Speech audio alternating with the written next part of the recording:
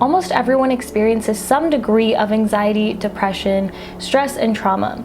Some experience a more intense degree than others. But regardless, almost everyone needs some form of healing and quieting the mind at the end of the day.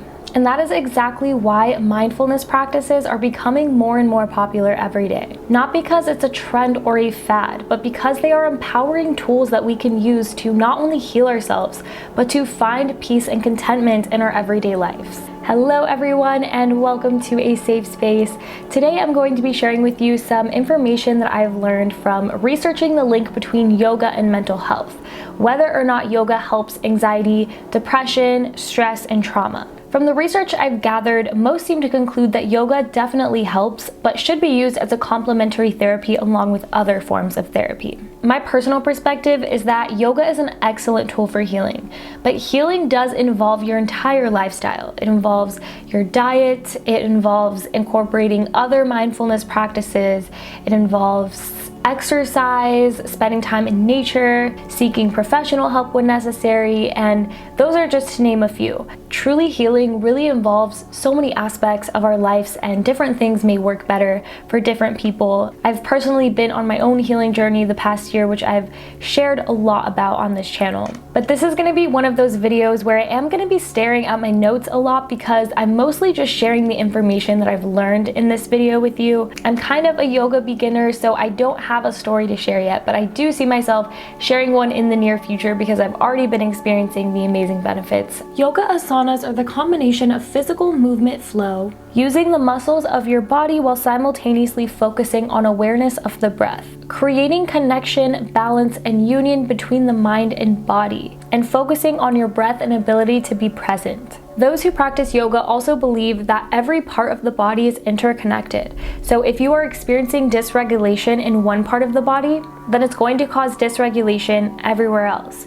So for example, if you're experiencing nervous system dysregulation, severe anxiety or depression or trauma, that is going to affect the rest of your physical body as well. There have been many studies that show that yoga does in fact reduce anxiety, depression, and PTSD, but more research is needed. Okay, so how does yoga positively affect mental health? Yoga promotes greater self-control, calmness, well-being, self-awareness, and mental clarity. What biologically happens when we do yoga long enough to relax into our bodies is we shift from the sympathetic nervous system, which is the fight or flight response, to the parasympathetic nervous system, which promotes relaxation. Being in this state slows down our heart rate, lowers our cortisol levels, increases blood flow, and has other calming effects. A consistent yoga practice can create better emotional regulation because during yoga we practice just simply observing and feeling each sensation and thought.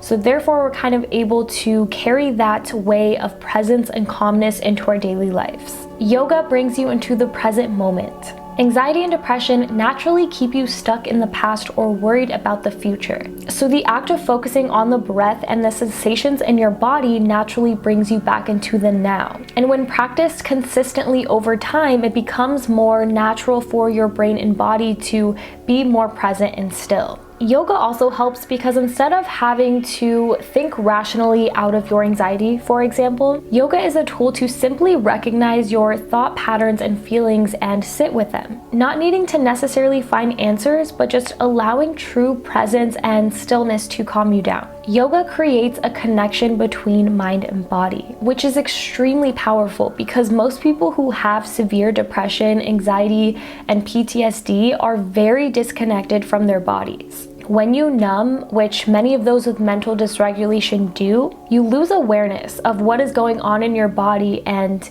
you kind of lose the ability to feel fully alive. Yoga allows you to fully feel your bodily sensations and listen to your body and connect to your breathing and observe whatever feelings, emotions, or thoughts are coming up. Yoga also releases stored energy and tension in the body. The negative energy that is produced from trauma and painful memories and stress, it gets stored and trapped in the body. And naturally, with the unification of body, breath, and concentration, those energy channels are cleared. And more energy is able to flow throughout the body because that tension is released. Also, research shows that consistent yoga can actually sharpen your brain. This happens because your brain muscles are exercised through that focus and concentration, which improves cognitive skills. According to a Harvard study, brain imaging technology shows that people who did yoga regularly had a thicker cerebral cortex, which is responsible for information processing, and hippocampus, which is responsible for learning and memory. And when your brain is healthy, you feel good. When your brain is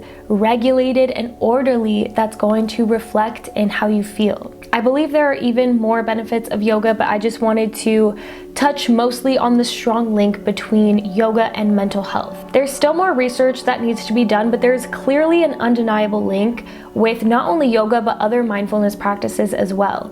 And meditation is obviously a big factor in this too. So yeah, I'm just gonna let that information speak for itself. I personally have been practicing very minimal yoga for around 2 years, but I was only really doing the same 10-minute morning routine for most of that time because that's all I knew how to do, and I was just in the habit of doing that, and it stretched out my whole body and I loved how it felt. But more recently, within the past few months, I've actually been going to yoga classes a lot more frequently, and that has just been a whole nother level of yoga because before I was only doing like the same 10-minute routine every day, right? But when I go to these classes, it's an hour long, and so it stretches me far beyond what I normally stretch myself when I'm doing it at home. And afterwards, I just feel so refreshed and calm and happy and centered, and it also just feels so good to completely stretch out your entire body. Everything about it just feels so good. So I have nothing but positive things to say about yoga so far, but I don't have like a transformative, profound experience to share with you yet. But I'm gonna continue to try to go to at least one class a week, and maybe I'll report back eventually and let you know how it's been helping me. If you're a subscriber, let me know what you thought of this video. Should I do more informational videos like this? I think I would like to possibly make this a series and make other videos researching other mindfulness practices as well. So let me know if you're interested in that. Please feel free to show me your support by giving this video a like, because that really helps support me in the YouTube algorithm. And feel free to subscribe to the channel if you are also on a journey of healing, or if you just like a safe space to come back to every week. I would love to have you here.